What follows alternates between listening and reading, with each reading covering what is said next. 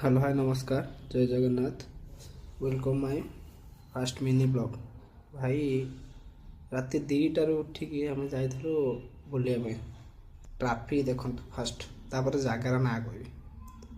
ବିଶ୍ୱାସ କରିବନି 5000 ଗାଡ଼ିଠୁ ଅଧିକ ଫାଷ୍ଟ ଜାଗା ଦେଖନ୍ତୁ ତାପରେ କହିବି ରାତି 2টাରୁ ଉଠିକି ଯାଇଥିଲୁ ଆମେ ବୁଲିବା ପାଇଁ ଶେଷରେ ଫଳ ମିଳିଲା এইটা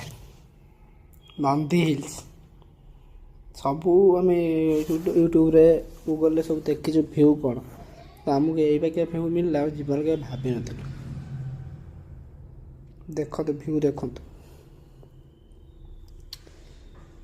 ମାନେ ଲୋକ ଯାଇଥିଲେ ବୋଧେ 5 ଲକ୍ଷ ଭଳିଆ ଲୋକ କିଛି